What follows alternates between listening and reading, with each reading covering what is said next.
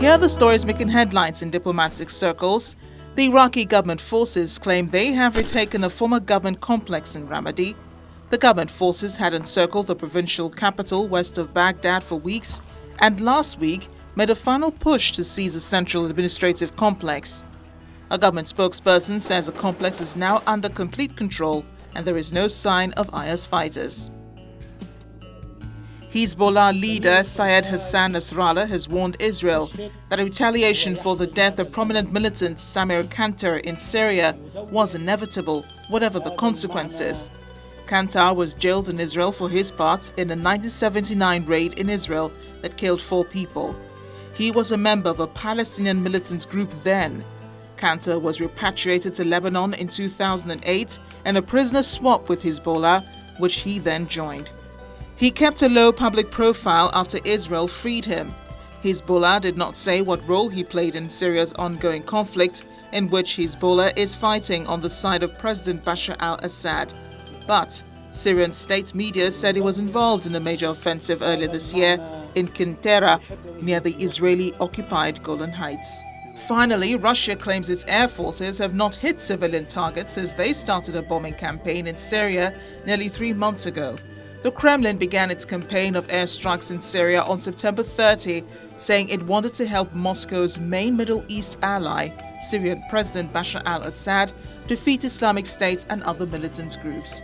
However, a new message purporting to come from leader of the Islamic State said on Saturday airstrikes by Russia and US-led coalition had failed to weaken the group.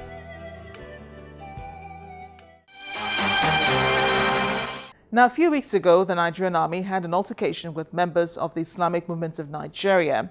It did not end well. Scores of people were killed, even later in a raid on the sect camp in Kaduna. Now, the Iranian government waded into the crisis, calling on the Nigerian government to be careful how it handles the matter. It has been a game of trading blames since the unfortunate incident between men of the Nigerian army and members of the Islamic Movement of Nigeria that reportedly led to the death of scores of the sect members in Kaduna. The shared members numbered in their thousands, and they are mobilizing and attacking security forces across Zaria. Again, within the rules of engagement, where your life is at threat, or the person you are protecting, or the facility, we have to use the force at our disposal to bring it down. Nigerian army are there killing innocent people. They killed so many brothers there. We have been doing this thing for long. We didn't touch even yellow fever. While the army acknowledges it did conduct a raid on the sect's camp in Kaduna, it says it is not in custody of the group's leader, Sheikh Ibrahim Zakzaki. Zakzaki's wife and son were reportedly killed during the siege on his residence. The rancor started when an entourage of the Chief of Army Staff, Lieutenant General Tukur Buratai, was prevented from continuing their journey on the Zaria-Jos Road by sect members said to be performing a rite associated with marking the birthday of Prophet Muhammad.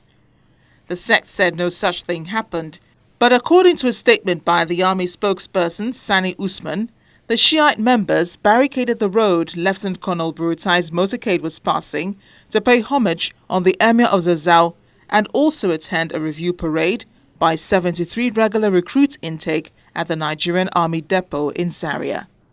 He said the barricade was obviously a deliberate attempt to assassinate the Chief of Army Staff and members of the entourage. He said the troops responsible for the safety and security of the Chief of Army Staff, on hearing explosion and gunfire, were left no choice but to defend him and the convoy at all costs and open up the barricaded road for law-abiding citizens. Speaking on the issue, the Chief of Army Staff, Lieutenant General Tukur Buratai, said the killings could have been avoided had the sect members cooperated with the army. Unfortunately, the activities of those elements, also infringes on national security. And it's a challenge to the authority as it is. We've applied all the procedures. We've observed all the procedures that should be done based on our teachings, based on our rules of engagement. And we also have that constitutional responsibility to bring situations under control. The situation caught the attention of the Iranian government, which cautioned Nigeria on the way it was handling the matter, warning the government to be careful with Zakzaki. During the raid on the camp, they had gotten in touch with the sect's leader via telephone, asking after his well-being and requesting an hourly update. That not enough, Hezbollah denounced the attack carried out by the army on the sect's camp in Kaduna. Hezbollah said that arresting the major symbol Sheikh Ibrahim Zakzaki after shooting him as well as detaining dozens of the Islamic movement supporters in Nigeria raises questions about the intentions that control the troops which committed the crime and the regional and international forces which instigated them to commit what it called the blatant criminal act. Hezbollah called on the Nigerian government to reveal the facts related to the incident through a transparent probe.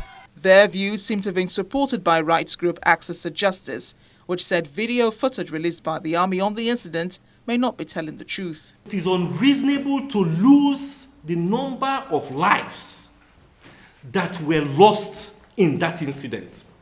Those deaths were avoidable.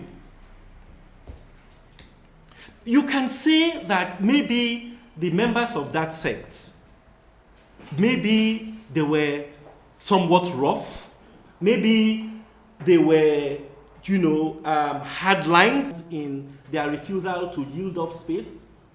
But that's no justification. That's not enough reason to level them.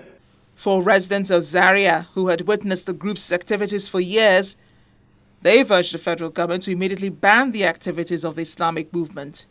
Spokesperson for the affected Zaria communities, Malam Idris Muhammad Baba, said the Shiites had held people in Zaria and Sabongeri local government areas hostage with impunity, alleging that the Islamic sect was running a parallel government in the country.